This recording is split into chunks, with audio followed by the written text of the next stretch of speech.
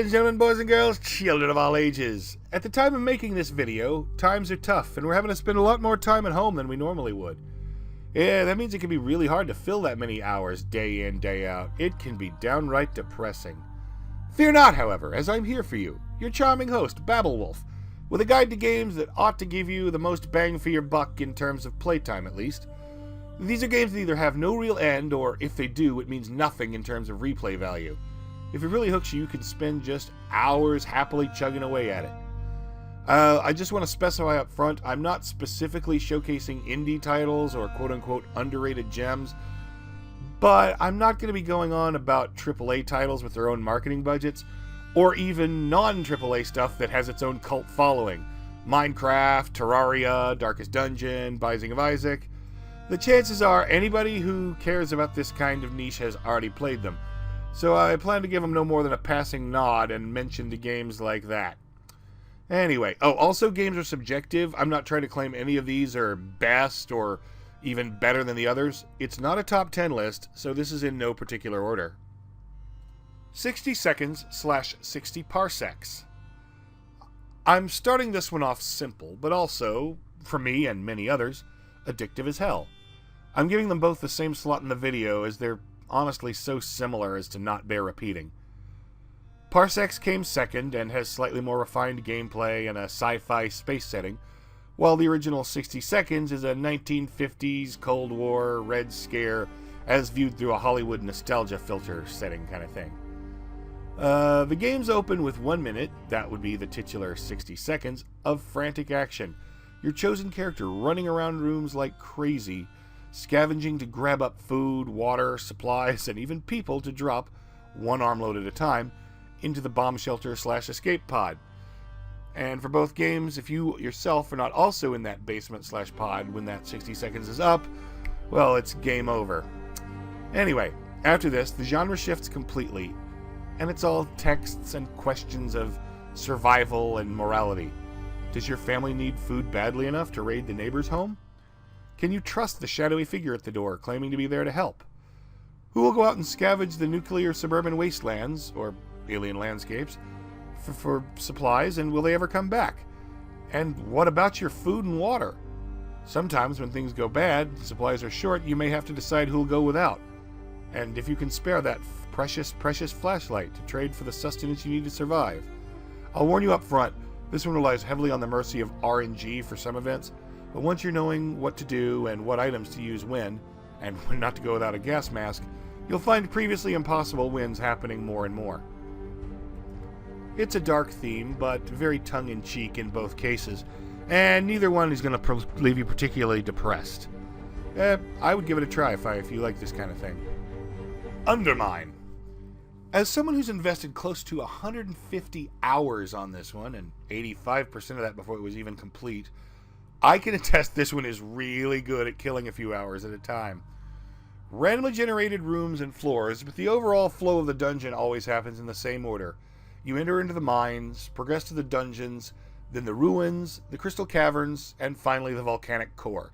So even if every floor is random, the dungeon itself sequence is not. The game is in the standard old-school Zelda top-down style view, and while there are ranged attacks, you're probably going to be relying on the melee attack more, in this case a pickaxe for your damage. Delve deep, facing off with monsters and bosses as one might expect, hopefully getting a little further each time. As this is a roguelite, there are some features you can unlock that will persist. Little bonuses like a boost to damage or throw speed, or unlocking a little shop in the start nexus so you can begin with some gear. Also is fairly standard. When you find a new item, it's unlocked and added to the RNG of things that will be available in shops and treasure rooms of future runs. This one has really drawn me in seriously, and at the time of this recording, recently had a huge update with new optional hidden stages and bosses. Just a huge amount of content and enough variety to make individual playthroughs different, as well as a brutally different New Game Plus after you beat the main game. This one does not mess around, as every run will be like your very first. You get to carry over none of the boosts and bonuses you've unlocked. While every time you die or beat the game, all of your items on the run are lost for the next playthrough, gold does carry over between the runs, so you can build quite a little nest egg for use in shops and other places where one might spend it. So many items, a buttload of enemies, secret rooms, and a very interesting buff-debuff mechanic, as the gods of fate and fortune are devious in this world. So you can pray for a boost, but you always get a random negative debuff as well. It's kind of a fun mechanic, as there are several ways to remove an unwanted affliction, but if I have a complaint about the system, it seems to have a very high chance of getting a negative effect that counters the positive, like getting +2 attack strength and a -2 attack strength at the same time. So until that debuff is removed, you basically got nothing. Good day, sir. Gripes aside, I love this one. Huge bosses, great items, and once you find them in the dungeon, there are dogs you can pet in the start nexus. Get this game. Pet the dogs. Atomocrops. Boy, oh boy, a farming sim. Everybody loves those, right?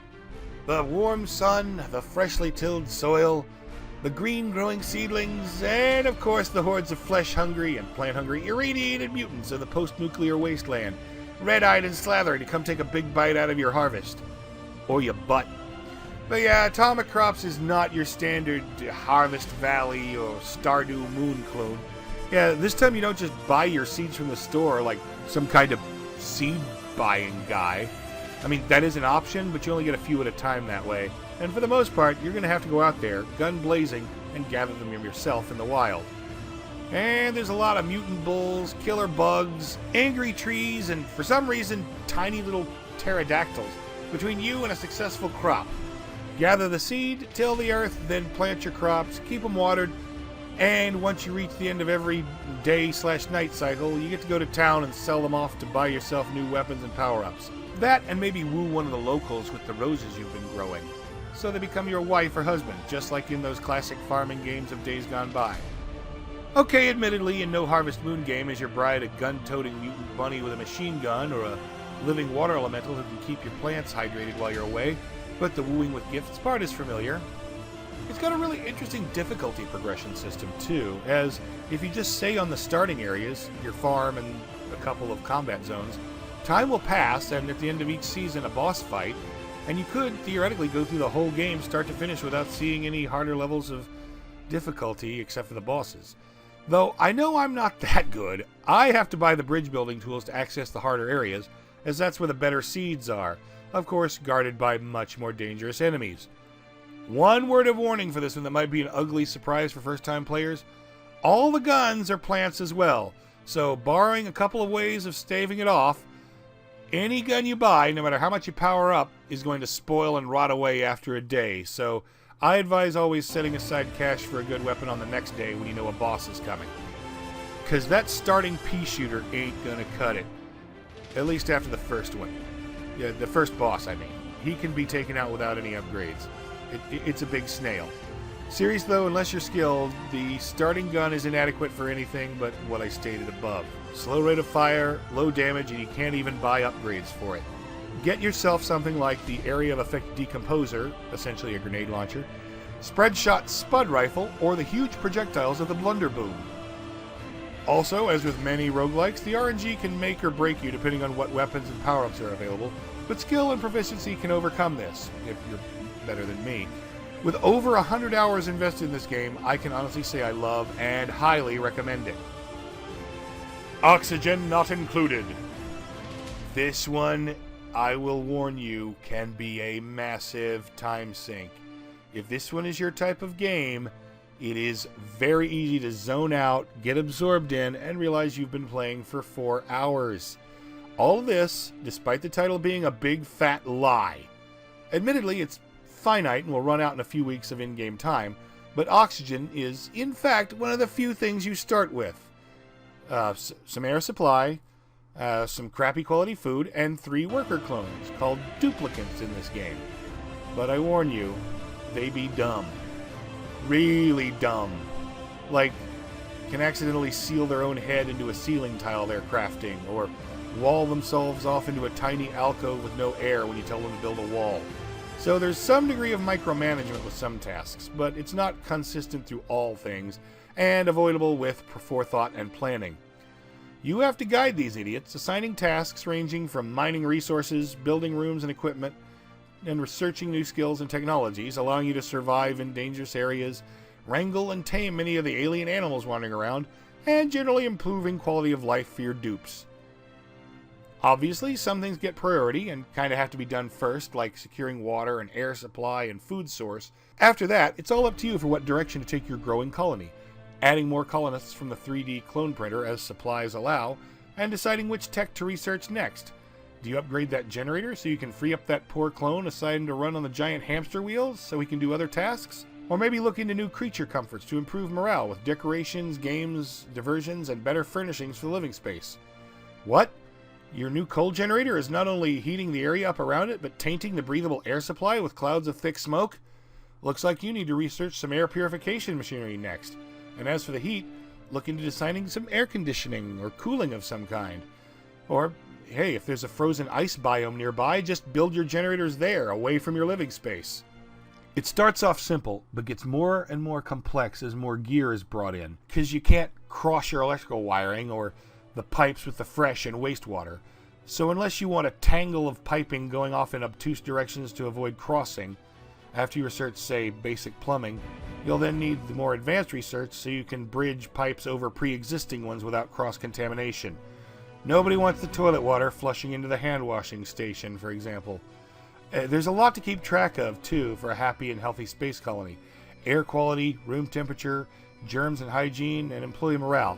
But if you can get the hang of it, it can be so satisfying when you can automate as much as possible and keep things running smoothly.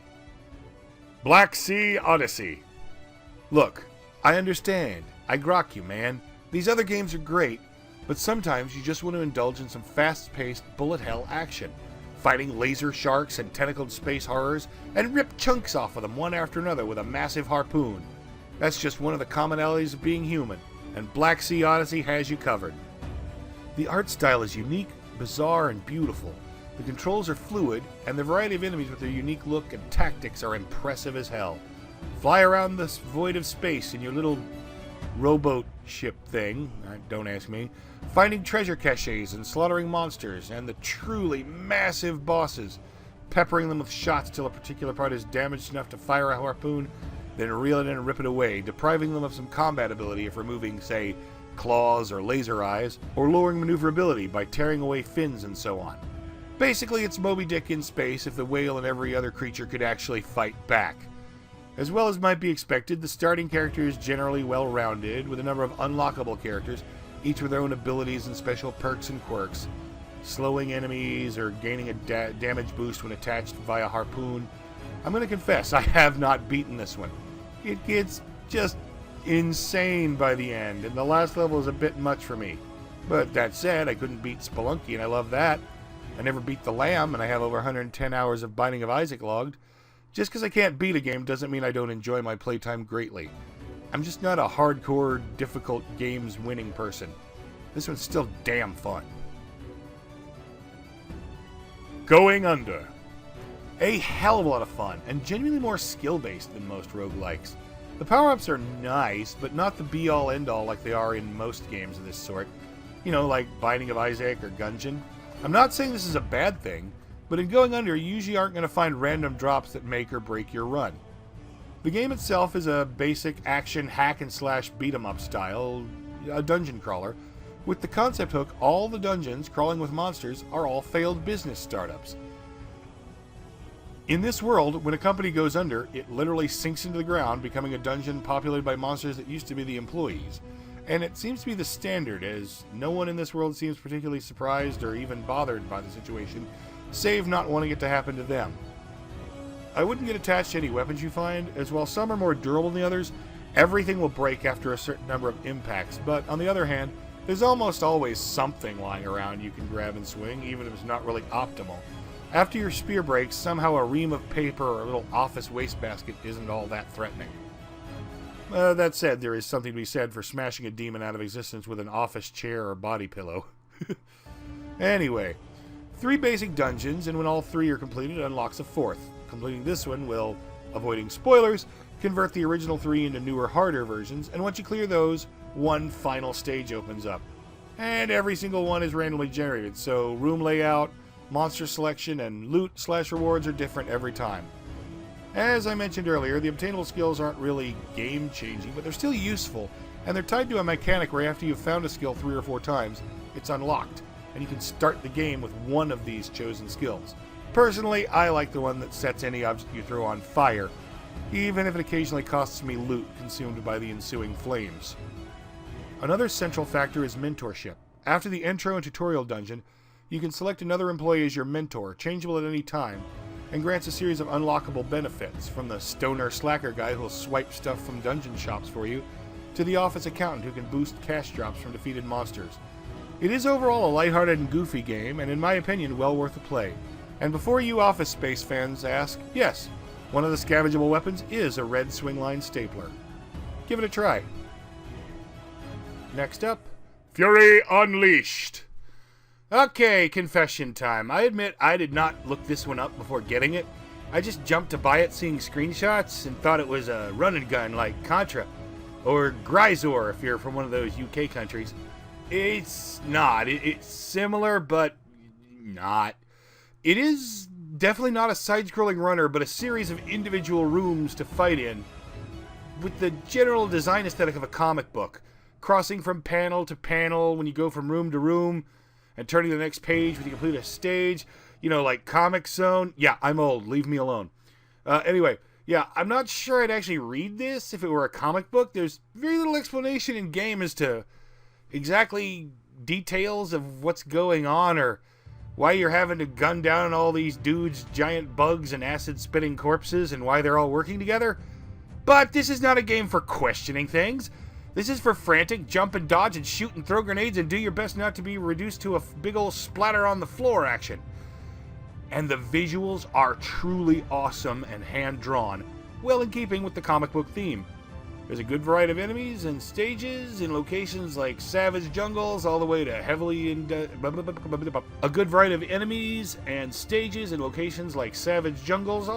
heavily defended industrial complex. The biggest praise, however, as I feel it should be with any game like this, is the boss fights. The giant spider, the man-eating plant, flying skeletal horrors, and a number of armed mecha that remind me of my days playing Metal Slug. Weapon selection is quite nice, and the game is very generous in making sure options are available. So if you end up not liking one, there'll be a couple more to grab soon enough, or earn one through one of these little challenge missions the game throws at you. Anyway, due to the different layout of rooms, weapons, various skills, again, no playthrough will be the same, so yeah, definitely a roguelike. Which I find odd, as other than traits like permadeath and stuff, none of these games are anything like the traditional original Rogue. Anyway, let's move on. Little Inferno. Alright, this one is much more of a casual game than anything on this list so far, but it's oddly soothing just watching the world burn. Okay, maybe not the world, but there is a whole lot of stuff. It's essentially a virtual fireplace just for, well, burning things. Does this make me a pyromaniac? Meh, probably not. There's no real action or complicated deep plot. You just get a fireplace, some basic items, and a little cash and a catalog to order stuff and throw on fire. And for some reason, the stuff you burn drops money to order more stuff. Oh, there is a gaming element, to be certain. There's a number of clues of certain combos of objects to burn together to get points and advance to a new catalog of things to order. But really, there's just an odd catharsis to the pretty fire. It's not entirely without storyline, however. You get letters from people as well as ads from the catalog company, but this is not a game to play for the intricate plotline. Like I said, it's a virtual fireplace with a bit more interactivity than usual. That and the Little Inferno jingle. Ah! There's a special place in hell for people that write earworms that get stuck in your head like that. Little Inferno, yes, Little Inferno, just for me. Anyway, so I say get this, hide away in your home, and stave off this frozen chill of a new ice age huddled around your Little Inferno fireplace. Kingdom of Roguing. Free! Unlike the others on this list, this game suggestion is available for 100% freezies. No money down, and yours for 12 easy payments of $0 a month. If you're already familiar with the Loathing game universe, all I need to tell you is the humor and quality of puzzle writing remains constant with what you've come to expect for the past 2 decades. But in a roguelike turn-based RPG setting using the same engine as West of Loathing.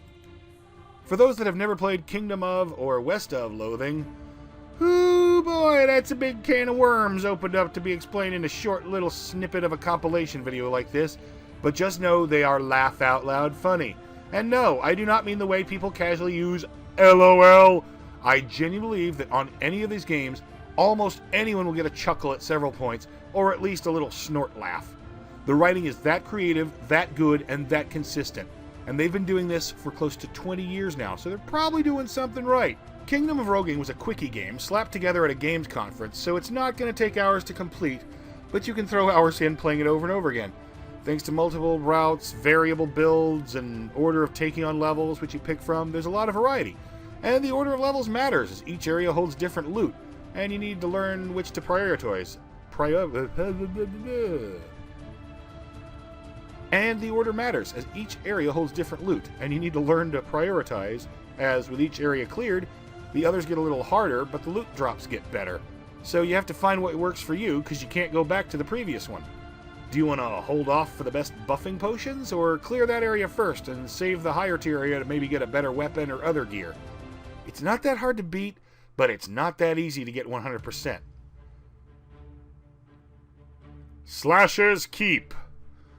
Okay, as I've mentioned before, probably too many times becoming redundant, I'm not the most elite gamer of mad skills around. I kind of see myself as the moon of the WolfPack. But even if I can't beat this one, I keep chugging away gradually. This is the first-person game on the list, and it's still in development, but I figure it's devoured enough of my time to at least earn a shout-out here. But I do warn, this one is a really brutal experience, as death means a loss of stats. It's not a huge loss, but not only can it add up if you get a string of bad runs, you can lose more than one level's gain stats on death, but you'll only ever lose a single level. So if you're, say, level 10 when you die, you're level 9 back on the first floor of the dungeon, and have to somehow get enough XP from 9 to 10 before you even start recovering your losses. The only thing you always keep are the skills you've earned and made permanent. And while those add up, the going gets a bit easier, provided the equipment you stumble on is in keeping with said skills. If all you find are massive warhammers, your proficiency with sword skill ain't gonna help all that much. If that doesn't scare you off, it's still a hell of a lot of fun, tinged with a sense of humor, even if I wouldn't really categorize it as a comedy game overall. It's just you can't peg it as entirely serious when there's a race of giant naked mole rat men running around the dungeon. Oh, and the shop is run by mole rat. Look, his species is still naked mole rat, but he is in fact wearing a full suit and top hat, so he's a clothed naked mole rat, buying your gear and selling you stuff. Anyway, you start in a crappy cell, but it's so crappy the door literally falls off the hinges with a shove, and for some reason I can't even guess at the in-game logic of, there's a chest in the same room with a basic random weapon and at least one piece of starting armor or gear. And you set off exploring the halls, finding loot and slaying anything that gets in your way, or running away from it and letting it stumble into one of the many death traps in the area. Well, stumble, or for a more proactive method, just body check the jerk right into those wall spikes. Another way to make things easier for your future runs is, after the first floor, you'll come across chutes that lead to the aforementioned dungeon. So anything you throw down there will be in that prison loot chest I mentioned earlier. So if you're on level 5 and out of the healing potions and on your last dregs of life, you might as well just to throw all your good stuff down the chute and welcome the sweet, sweet embrace of death, and start the next go-around with a weapon that one-hit KOs the early monsters. That is, provided your newly adjusted stats still allow you to equip the stuff. Also, one thing I can tell you for sure I've learned from this game is, even in a cartoonish, cel-shaded art style, giant spiders are still freaky as heck. Just be ready for it once you reach the 4th floor with your first boss and come across a room decorated from wall to wall with spider webs. All I'm saying. Moving on. Home Behind. Okay, let me open with a little trigger warning for the grammatically fixated.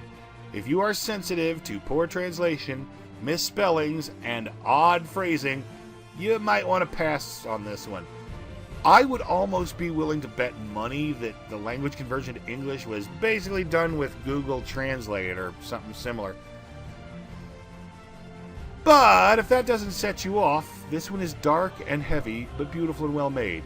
You play a father separated from his family in a war-torn country, scavenging food and supplies as you try to escape to a safer place to live and reunite with your daughter. You gain skill points, improve your abilities, and if you're sane, avoid combat as much as possible as you're not a warrior. unless you pick the soldier class at the beginning of the game. But even then, you're never going to John Rambo your way through the throng of wild animals, vengeful soldiers, other desperate survivors, and eventually, once you reach the supposedly safe country, a number of "we don't want your kind here, go back home" jingoistic a-holes between you and safety. One more little word of semi-warning I remember when I think of this game. The exposition dumps in this game can be extreme. Honestly, it's never really required reading to know this stuff, but when the third boss character in a row has 3 to 5 pages of blathering text, it's really hard to maintain interest, so I kind of just skim over it, I admit.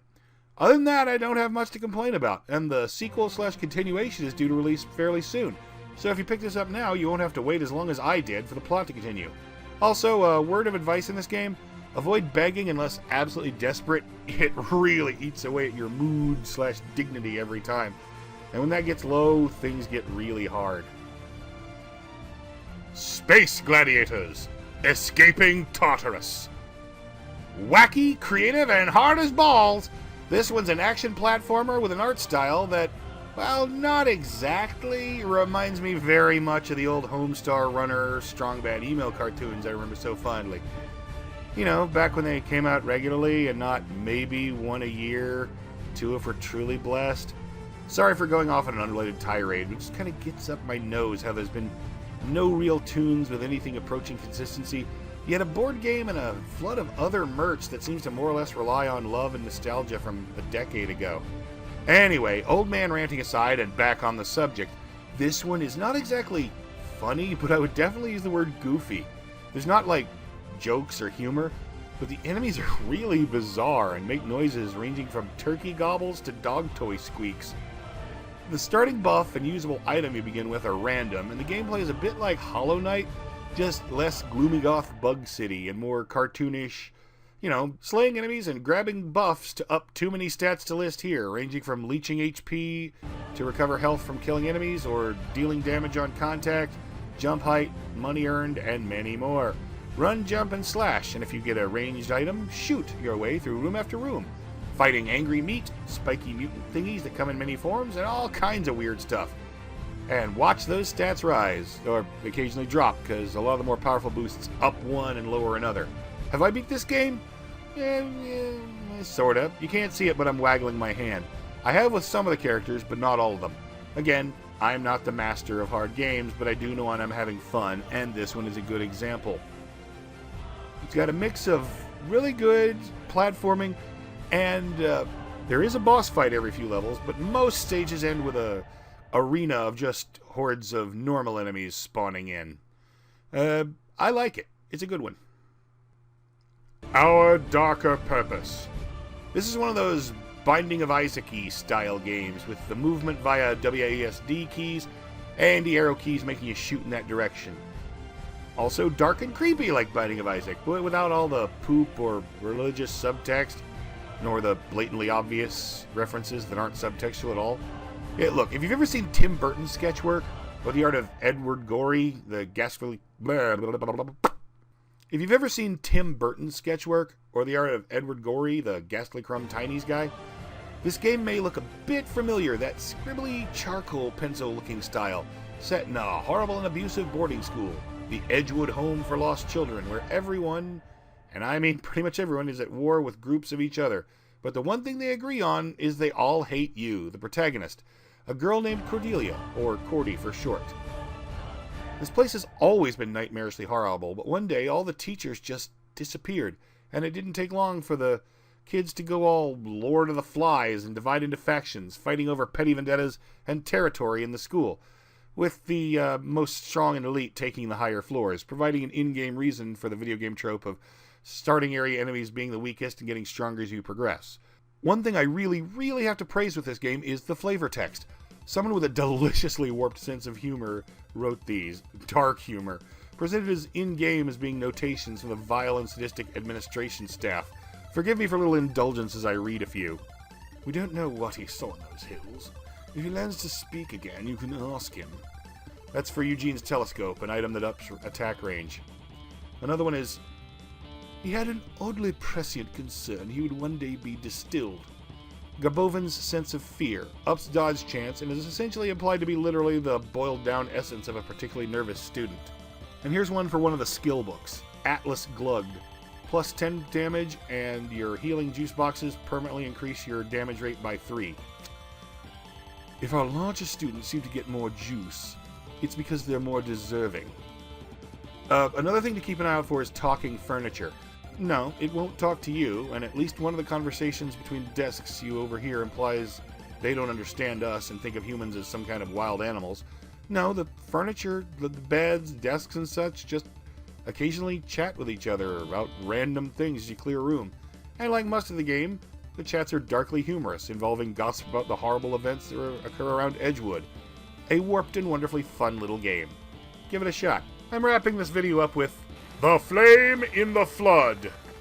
Not gonna lie, never even got halfway into this one. But again, I insist, I don't have to be competent to insist that a game is good. It's not the game's fault I suck.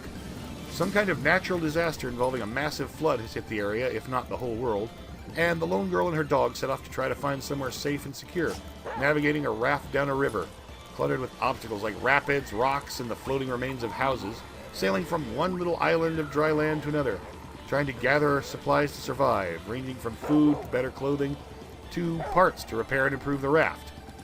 Sadly, the islands aren't much safer than the raging river, as there can be wild boars, wolves, and other creatures, or even things that are as passive as thorns or poison ivy in this game. Unless you're lucky enough to find medical supplies to treat a wound, there is a not insignificant chance it will get infected and turn septic, which is a slow and painful death sentence. Particularly maddening if it happens early on in the game before you've had a chance to scavenge for many supplies. And death is permanent as this one, except when the girl bites the dust, the dog always survives, with his cute little dog backpack. And every new playthrough starts with this dog somehow finding another identical girl about to set off on the same river adventure. In a nutshell, you lose all the stuff, save the items you've placed in the dog's frustratingly limited inventory. Those things carry over. You might be better at this game than me, and given my lack of progress, that's quite likely. If you like a brutally hard survival scavenging experience, I recommend this one highly, even if only for the scenery porn. The art style in this game is beautiful. I think that should do it for now. I might continue this later, but I'm more likely to move on and do something else. If you enjoyed this, please subscribe to this channel. You're going to see a lot of amazing stuff from the WolfPack. And who knows, some of it might be from me. Take care, everybody. Good night.